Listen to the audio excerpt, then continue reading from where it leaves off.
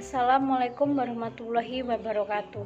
Saya perwakilan dari kelompok 1 mahasiswa Pendidikan Bahasa dan Sastra Indonesia semester 4 kelas A untuk memenuhi tugas tengah semester mata kuliah kajian dan apresiasi prosa fiksi yang beranggotakan saya sendiri 1. Ella Diawati, 2. Dilara Madani Gunaputri, 3. Afifani Wardana. Pengakuan Pariem. Pariem nama saya. Lahir di Wonosari, Gunung Kidul, Pulau Jawa, tapi kerja di kota pedalaman Ngayogyakarta.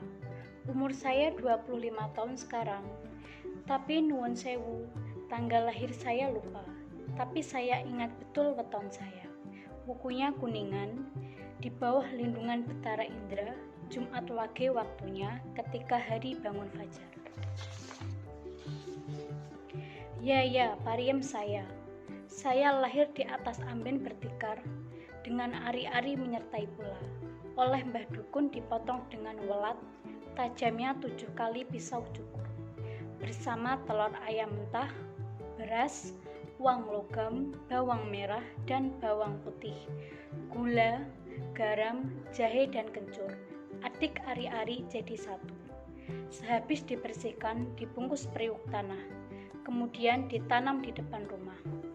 Ya, telur, lambang sifat bayi baru lahir belum bisa apa-apa murni. Gulang-gulung tergantung pada yang tua, beras dan duit logam. Lambang harap semoga hidup kita serba berkecukupan dalam hal sandang, pangan, dan uang. Bawang merah dan bawang putih, gula, garam, jahe, dan kencur. Lambang pahit manisnya hidup yang bakal terjumpa dan terasakan. Agar jangan terlalu sedih bila mendapat kesusahan, jangan terlalu gembira bila mendapat kesenangan.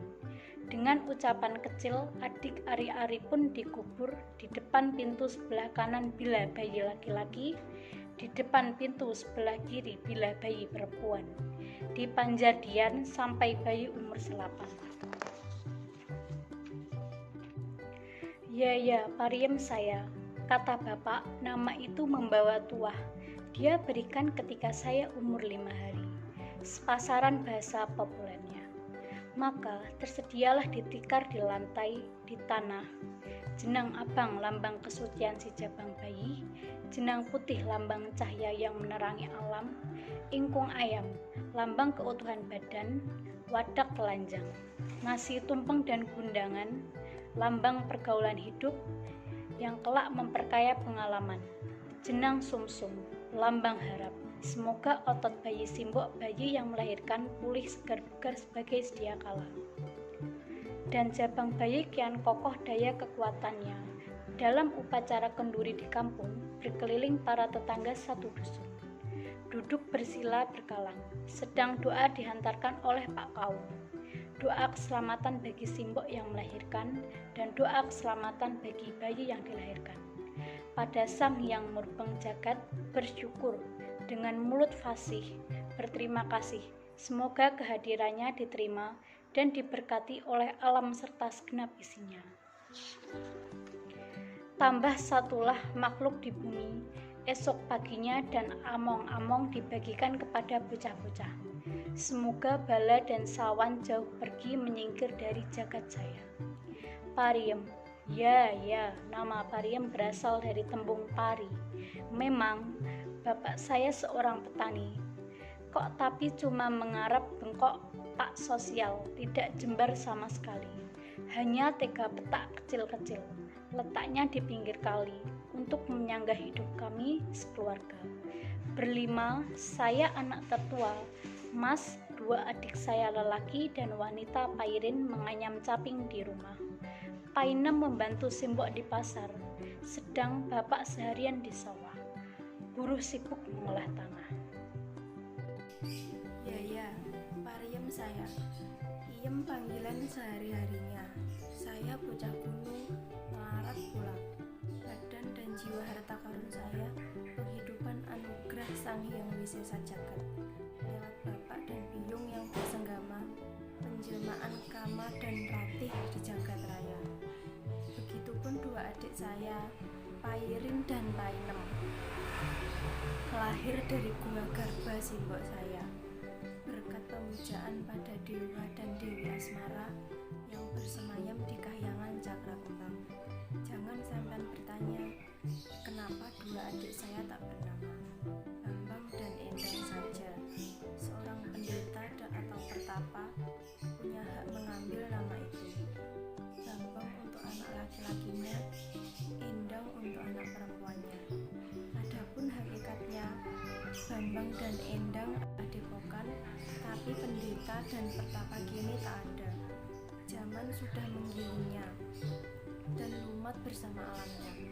Nama itu diambil alih orang-orang berada dan lalu diberikan kepada putra-putrinya.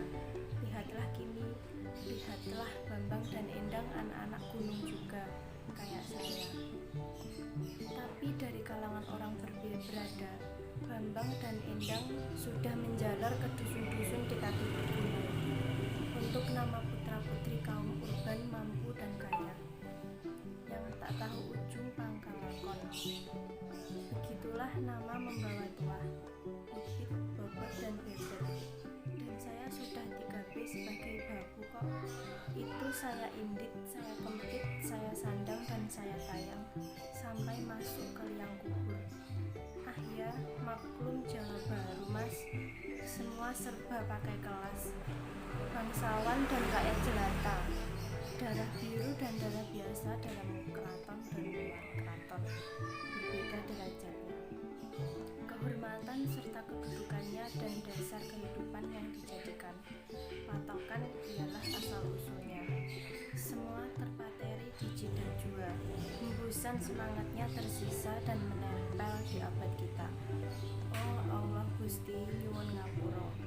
Mengapakah saya dirisaukan amat saya termasuk bagian dari umat yang jumlah banyaknya jutaan, setinggi-tinggi bangau terbang, hinggapnya ke kubangan, sejauh-jauh tupai melompat, jatuhnya ke tanah pula. Ya, pariem saya. Lahir saya pada musim tanam padi. Harapan Bapak sesuai kelahiran dan nama yang diberikan buat saya. Semoga Dewi Sri, kembang yang cantik jelita, Dewi kesuburan yang melindungi kaum petani. Semoga menganugerahkan rahmat bagi padi yang ditanam pada musim pengharapan dan jatuh menjauhkan hama tikus dan wereng yang merusak penghidupan kami. Sudah banyak musim berlalu, padi diserang hama tikus dan wereng. Lihatlah, hama tikus dan wereng menggasak padi yang hijau, royo-royo, merusak kaum petani bercocok tanam. Beribu-ribu tikus, berjuta-juta wereng datang dan pergi, silih berganti. Beribu-ribu tikus, berjuta-juta wereng datang dan pergi berulang kali. Beribu-ribu tikus, berjuta-juta wereng mengobrak-abrik harapan petani, mengobrak-abrik kehidupan kami. Beribu-ribu tikus, berjuta-juta wereng seperti siluman datang, seperti siluman pergi. Beribu-ribu tikus, berjuta-juta wereng. Dari mana mereka datang dan kemana mereka pergi? Oh, beribu-ribu tikus berjuta-juta wereng. Tiba-tiba saya hadir, menggeriap lalu lenyap, bagaikan gumpal-gumpal awan jatuh ke pangkuan bumi. Walau pemberantasan digalakkan, mereka pun tetap beramai-ramai. Dengan gotong royong, mereka tak kenal capek, membentuk barisan semprot wereng, membentuk barisan tumpas wereng. Dengan tangki-tangki gendong dari kelurahan, dengan lampu-lampu Petromak dan Ati Berang, membentuk barisan gerbek tikus, membentuk barisan ganyang tikus. Segala macam racun, obat, dan tetek bengek siasat telah mereka gunakan. Tapi tak mempan, tak sanggup